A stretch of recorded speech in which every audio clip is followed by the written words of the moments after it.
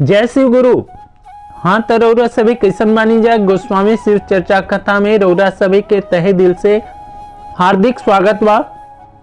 और कथा हम रौरा सभी के फिर से एगो सुनावे जातनी और हमार प्रयास रहेला कि रौरा सभी खातिर हम मेहनत करके बहुत ही अच्छा और बहुत ही रहस्यमय कथा लेके आई ना कि जौन जीवन में एगो आदमी के कौन कौन काम आवेला वैसन कथा लेके आई ना। बाकी हमरा यही चीज के दुख होला कि रौरा सभी कथा के शुरू से अंत तक ना सुने नहीं जा। देखी जा भगवान शिव के अगर कथा कहीं भी केहू सुने जाला तो वो कथा अवश्य ही पूरा सुने के चाहिए, तबे भगवान शिव गुरु के कृपा होला। आई जा कथा ऐसे बा कि एगो गांव में एगो बहुत ही सदाचारी ब्राह्मण रहत रहन। उनका घर में हरदम कथा वार्ता सत्संग और शिव चर्चा होत रहे। ठीक उनके विपरीत में एगो और ब्राह्मण रहत रहन। उनका पड़ोस के वो बहुत ही लालची और बहुत ही अत्याचारी किस्म के वो ब्राह्मण रहन और द्वेष भी रखत रहन दूसर का ब्राह्मण से। ब्राह्मण परिवार से हरदम दिखावा के प्यार करत रहन अपन पड़ोसी से और यह ताक में रहत रहन कि आखिर इनकर घर कैसे चलता। एक दिन जौन सदाचारी ब्राह्मण रहन वो बेचारू कमाए के खातिर पहाड़ के तरफ चल देले।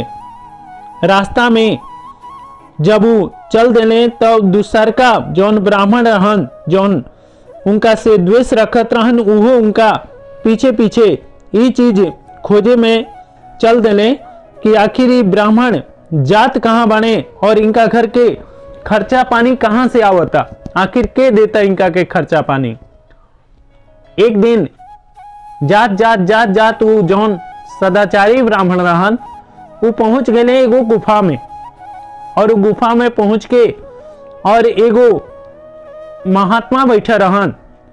उनका लगे जाके उनकर चरण स्पर्श केले और चरण स्पर्श केले तब वो का काम केले कि महात्मा उनका के बहुत ही आदर सत्कार से ब्राह्मण देवता के बैठा के और उनका के 5 गो दिया देले और 5 गो दिया के रहस्य उनका के समझा देले और 5 गो दिया के लेके ब्राह्मण देवता चल देने आगे। जब वो ब्राह्मण देवता आगे चल देने तब पीछे से वो फिर से जौन कामी लोभी ब्राह्मण रहन वो लोभी ब्राह्मण भी उनका महात्मा लगे पहुंच गए और रोवे लगले, कले कि ऐसन बा कि हमू एगो गरीब ब्राह्मण हई और हमरा घर में खाए कमाई खातिर केहू नहीं खे और हम भी कोनो काम ना कर सकतनी। हे महात्मा जी रौरा हमरा ऊपर कृपा करी। तब वो महात्मा उनको के 5 गो दिया देले और कहले कि देखा जब तारा काफी जरूरत पड़ी तब जाके तू दीपक के जलैया और एक बात के खास ध्यान रखिया कि 5वां दीपक तू कभी मत जलैया।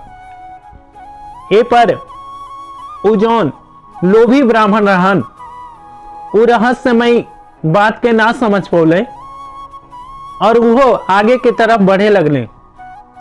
जब वो पूर्व दिशा में गए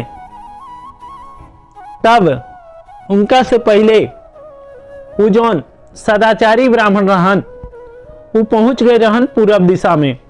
जब पूर्व दिशा में पहुंचले तब का देखा तने कि एगो घनाघोर जंगल बा और घनाघोर जंगल में एगो और ऋषि बैठल बने।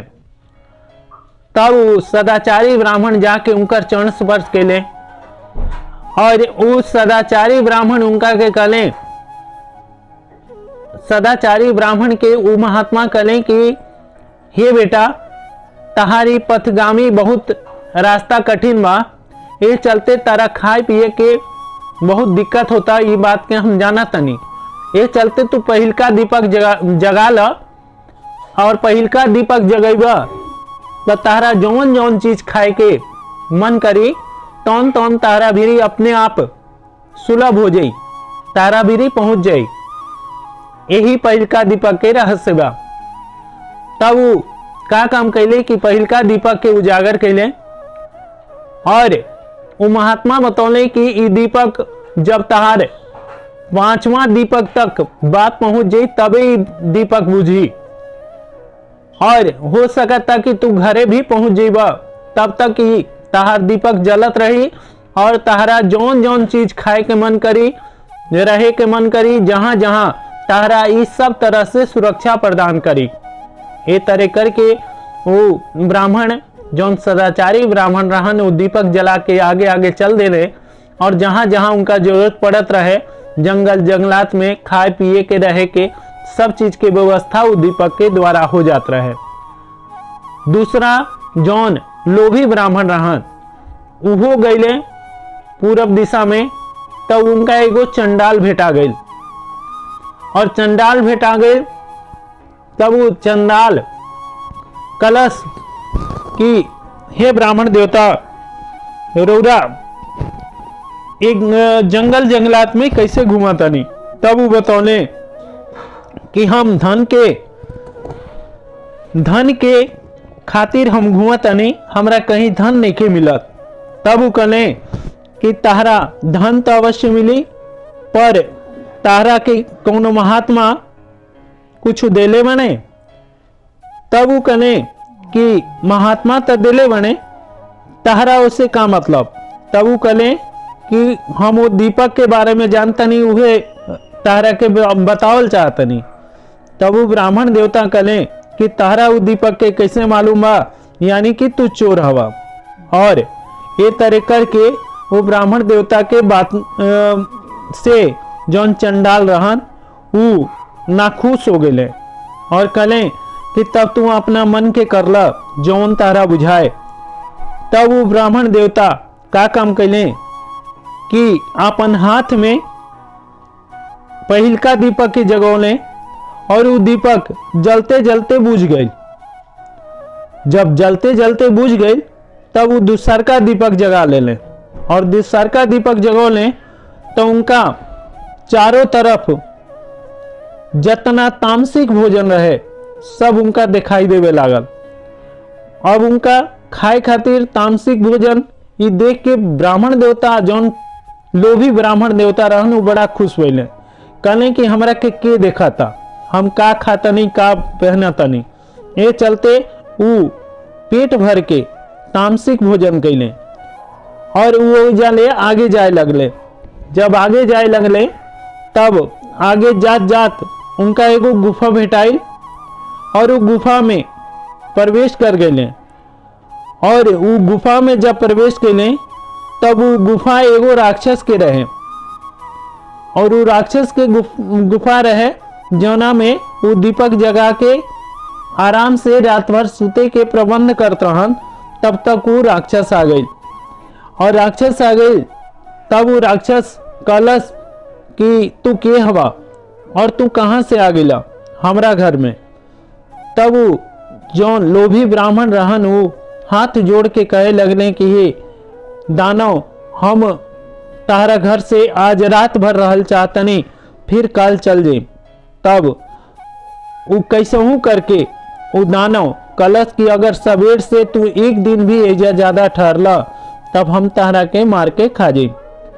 और ये तरह करके वो ब्राह्मण देवता रात भर उजा गुजरने, और फिर उनका खाए खातिर उहे मांस, काहे कि दानव भी मांसे खात रहे और उनका के खाए खातिर मांसे परोसलस, वो मांसे खैले और मांस भक्षण करके तामसिक भोजन करके फिर वो आगे के तरफ बढ़ले।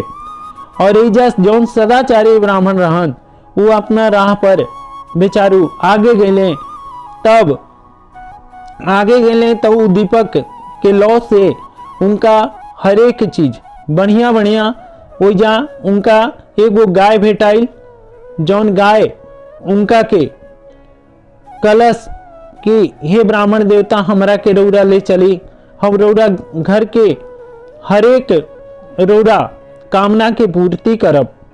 तब वो ब्राह्मण देवता वो गाय के लेके चल देने, जब आगे गए तब ऊ का काम कैले कि अब गौ माता के खातिर भोजन के प्रबंध कहाँ से करस। तब दीपक से कहले पहिलका दीपक से कि हे दीपक देवता, हे अग्नि देवता, रौरा हमारा गौ माता के खाए के प्रबंध करी। और गौ माता के खूब हरियाली हरियाली घास आ गई और गौ माता पेट भर भोजन कैली। और ए तरह ऊ ब्राह्मण देवता अपन गौ माता के लेके चल देले। जब आगे गलन जा तब आगे एगो पर्वत मिलल। वो पर्वत सोना के पर्वत रहे। तब वो ब्राह्मण देवता के गौ माता कली कि हे ब्राह्मण देवता, रौरा जितना धन होके सब इकट्ठा करके और हमरा पीठ पर लाद दही। तब वो ब्राह्मण देवता कले कि ना माता, हम रौरा के कष्ट ना देवल चाहतनी, छोड़ दी, ई धन से हमरा कोनो मतलब नहीं के। काहे कि एगो ब्राह्मण के गौ ही सर्वोपरि परमात्मा के स्वरूप में होली और गौ के सेवा कैल ही हमनी के धर्म है, ना कि उनका से काम करवावल। तब गौ माता बड़ा खुश हुई और फिर दोनों जना आगे चल दिलन जा। तब आगे गलन जा तब एगो और दानव भेटा गई। जौन दानव कहे लागल कि हम अब दोनों जना के मार के खाएं तब हमार मने इच्छा पूर्ति हुई। तब ब्राह्मण देवता गौ माता से कले कि हे माता, अब का कल जाओ, अब तो हमनी के प्राण पर बन आयल। तब वो कली कि हे ब्राह्मण देवता, रौरा लगे दूसरका दीपक बा, दूसरका दीपक रौरा जलाई और ये दानव के विध्वंस कर दी।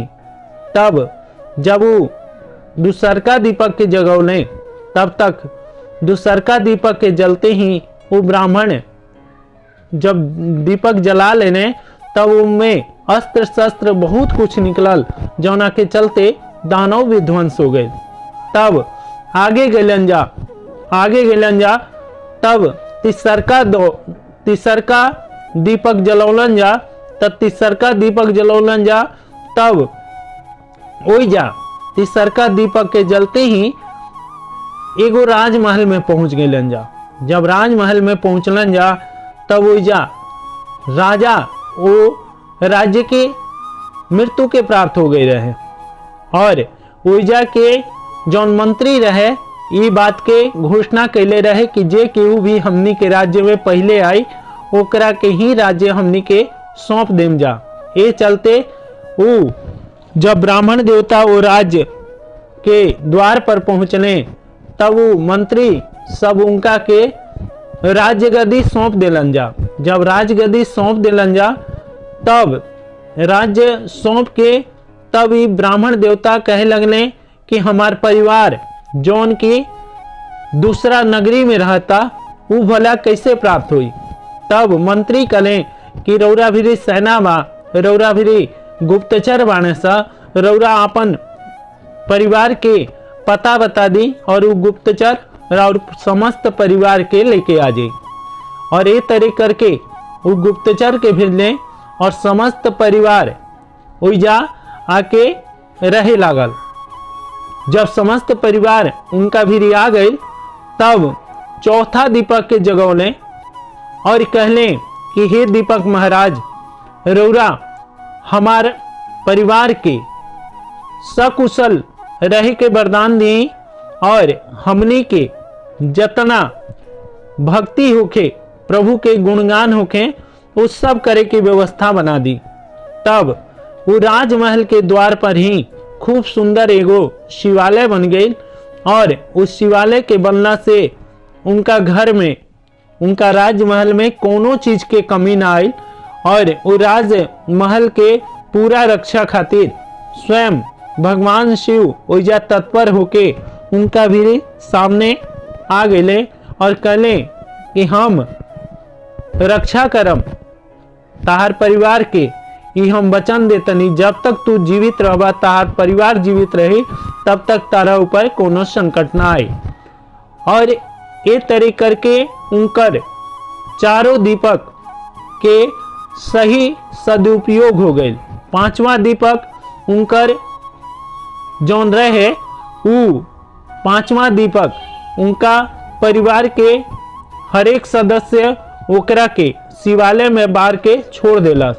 जौन उनकर दिनचर्या में हरदम वो दीपक के ही लौ से वहाँ जना के जीवन बहुत ही अच्छा तरह गुजर गई और ये तरह करके उनकर समस्त परिवार वो दीपक के लौ से सही दिशा में गई और सही दिशा में पहुंच के भगवान शिव गुरु के चरण में पहुंच गई। अब एजा एक कथा हम एजे छोड़ा तनी।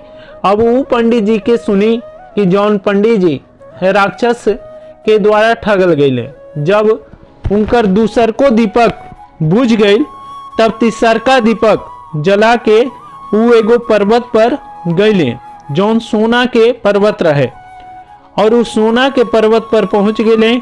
जब वो सोना देखने तब वो लालच में पड़ गए और बहुत सारा सोना अपना माथा पर लाद के और चल देले।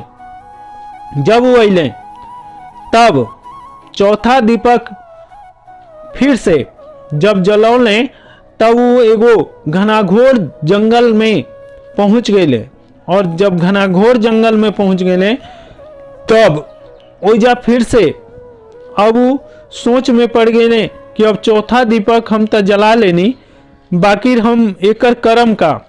तब वो दीपक से कहें कि हमार समस्त परिवार के हमरा भीरी लिया के रख दो। तब समस्त परिवार वो दीपक के ज्ञान से दीपक के महिमा से वो समस्त परिवार तो जा पहुंच गए।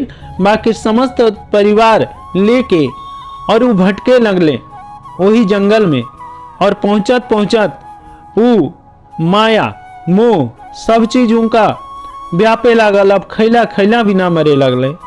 तब वो पांचवा दीपक के जब जलौले तब वो एक महल में पहुंच गए और महल में पहुंचले तब वो महल बहुत ही बड़ एगो शमशान रूप में रहे। वो में कुछ भी खाए पिए के कुछ भी व्यवस्था ना रहे और उनकर ये तरह लालच उनका के चरम सीमा पर तले गए। बाकी बहुत ही कष्टमय जीवन व्यतीत भइल। अब रौरा सभी के पांचों दीपक के हम रहस्य समझावल चाहतनी कि हमनी के जीवन में ये पांचों दीपक हमनी के जलेला जवन हमनी के पंचभूत शरीर बनल बा।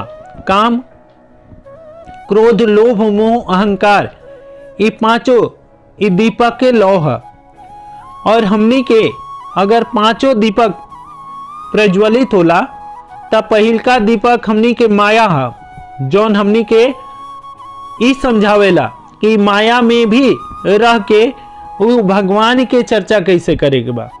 दूसरका दीपक हमनी के जीवन में संघर्ष के दीपक है जौन हमनी के सदाचार से रहे के सिखावेला।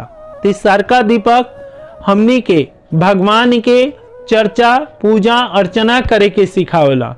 चौथा दीपक जीवन में हमनी के पूरा परिवार में भी रह के हमनी के माया से लिप्त ना होके के सिखावेला। और पांचवा दीपक हमनी के मोक्ष या फिर माया ये दो कर्म के सिखावेला। कुछ लोग माया में कुछ लोग ही मोक्ष के तरफ जाला और समस्त लोग ही समस्त जितना लोग बा वो सिर्फ मोक्ष के छोड़ के माया में ही लिप्त होके और इजे आपन पूरा जीवन व्यतीत करके मर जाला। यह 5 गो दीपक के रहस्य है।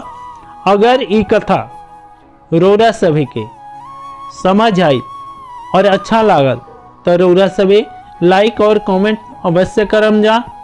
हर हर महादेव। जय शिव गुरु। जय गणपति भगवान।